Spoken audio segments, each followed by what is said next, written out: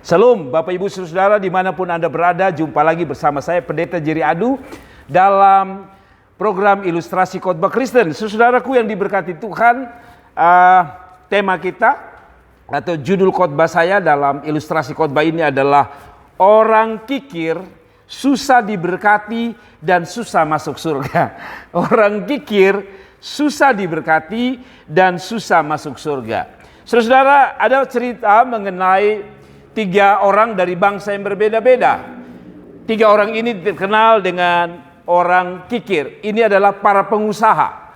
Jadi ini para pengusaha yang merupakan anak Tuhan tapi kikirnya minta ampun.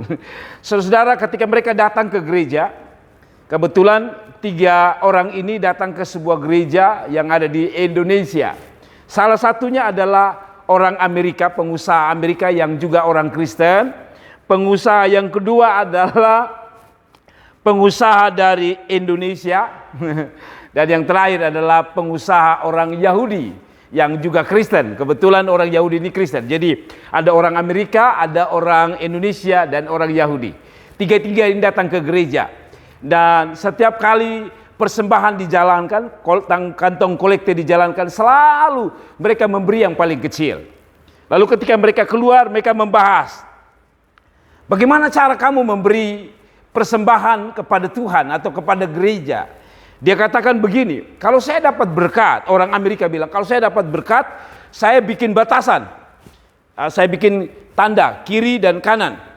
Jadi kalau saya lempar uang ke atas, kata orang Amerika, kalau saya lempar ke atas dan dia jatuh ke kiri, itu milik saya. Tapi kalau dia jatuh ke kanan, itu milik Tuhan. Dan saudara tahu, bisa saja orang Amerika ini lempar karena arah kiri selalu jatuh ke kiri. Jadi susah untuk memberi bagi pekerjaan Tuhan dan bagi gereja. Lalu orang Indonesia ini bilang begini, saya juga sama, sayang. Kita sudah kerja habis-habisan, masa kasih Tuhan, masa kasih gereja, kan sayang gitu. Kikirnya minta ampun. Lalu dia berkata, kalau saya lain, supaya saya adil dengan Tuhan, saya bikin lingkaran. Jadi kalau saya lempar uang sama, ke atas juga. Dan saya pakai uang kertas. Nah, bayangkan kalau bikin lingkaran kecil, lalu dia buang ke atas, bayangkan kan angin harus tiup, otomatis tidak sulit jatuh di lingkaran itu. Dia berkata, kalau yang di dalam lingkaran itu punya Tuhan, tapi di luar lingkaran itu punya saya. Intinya yang sama, mereka sebenarnya tidak mau memberi. Orang Indonesia ini datang pengusaha orang Yahudi yang kelihatan rohani. Dia berkata, ingat, segala sesuatu harus ke atas. Nama kita, berkat, semua harus kembalikan ke atas. Wah, mereka pikir ini yang bagus. Jemaat yang lain lihat, wah ini pasti orang Yahudi ini yang mantap. Lalu dia bilang, bagaimana cara engkau memberi bagi Tuhan? Dia bilang, ya sama.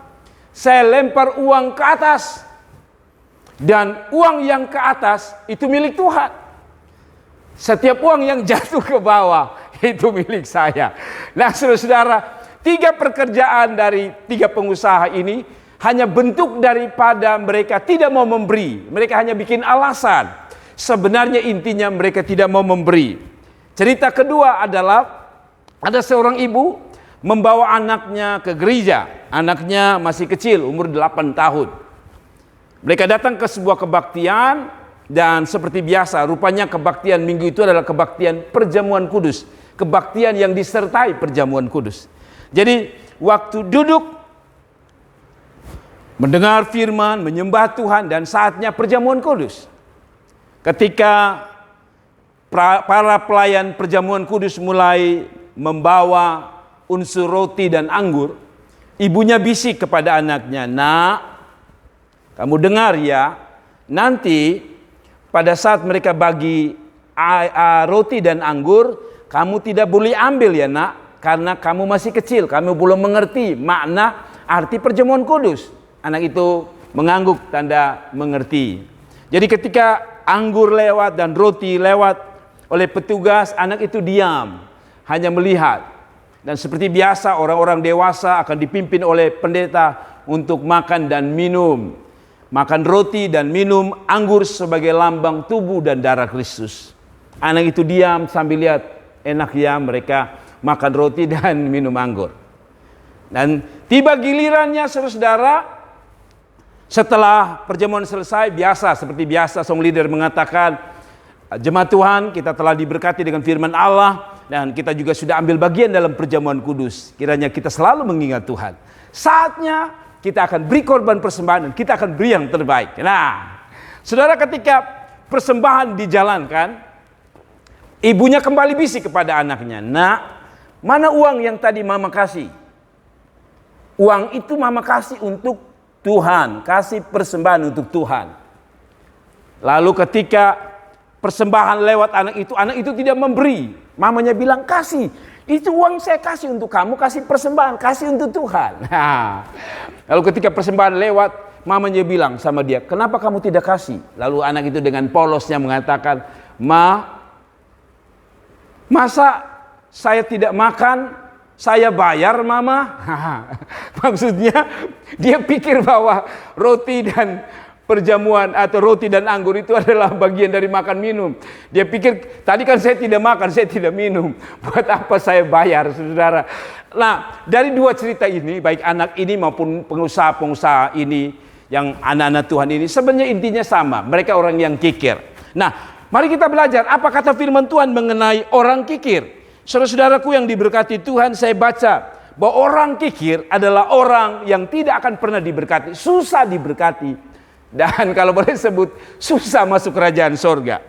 Saya baca 1 Korintus 6 ayat 9-10 berkata, "Atau tidak tahukah kamu bahwa orang-orang yang tidak adil tidak akan mendapat bagian dalam kerajaan Allah?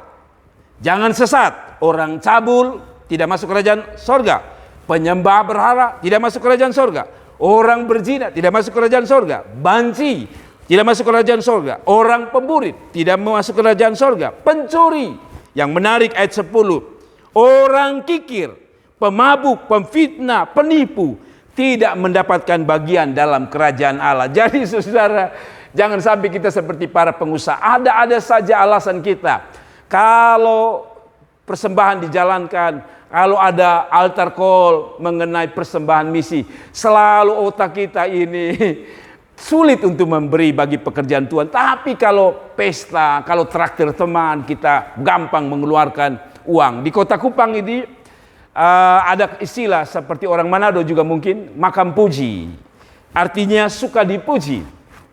Saudara, kadang-kadang orang NTT ini, kalau dia kasih ke gereja, dia hitung-hitung ini berapa. Tapi kalau ada acara pernikahan, apalagi kalau dia pangkat om, dalam istilah orang Kupang, to'o. Kalau ada adat pembicaraan, satu bilang, "Saya tanggung pernikahan ini, biaya pernikahan ini 2 juta. Maka yang satu berkata, "Saya 5 juta.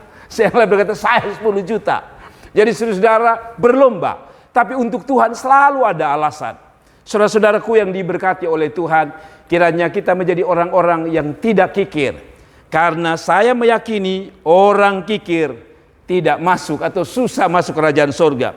Orang kikir susah diberkati. Amsal 11 ayat 24 bilang gini. Sekali lagi, orang kikir susah diberkati. Ada yang menyebar harta tetapi bertambah kaya. Ada yang menghemat secara luar biasa namun selalu berkekurangan. Saudara lihat ini. Ada orang yang menurut Amsal dikatakan, ada orang yang menabur banyak, tetapi atau menyebar harta tetapi bertambah kaya. Ada orang yang hemat secara luar biasa namun selalu berkekurangan. Apa artinya? Memberi tidak selamanya membuat orang miskin. Memberi selalu ada balasan. Apalagi kalau Anda memberi untuk pekerjaan Tuhan. Apalagi kalau Anda beri untuk sebuah pelayanan. Apalagi kalau engkau beri untuk orang-orang yang tepat. Yaitu orang-orang susah dan miskin di sekelilingmu. Saya percaya Tuhan akan memberkati saudara.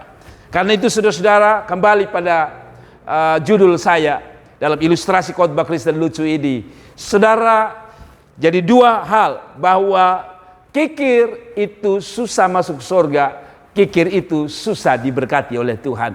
Kiranya ilustrasi khotbah ini walaupun terlihat lucu dan sedikit menyentil kita, tapi biarlah kita menjadi orang-orang yang suka memberi untuk orang-orang susah, suka memberi untuk pekerjaan Tuhan, suka memberi untuk pelayanan, suka memberi untuk kerajaan surga. Dan saya percaya Allah tidak pernah berhutang kepada orang-orang yang suka memberi.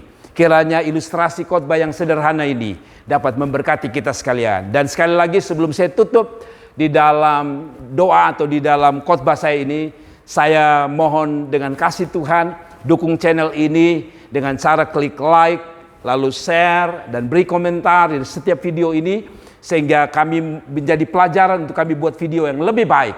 Dan yang paling penting, tidak kalah penting adalah tekan tombol subscribe dan bunyikan loncengnya, supaya saudara selalu mendapatkan video-video terbaru dari kami, khusus saya Pendeta Jerry Adu, dan Anda mendapatkan notifikasi terbaru dari kami. Tuhan Yesus memberkati. Salam.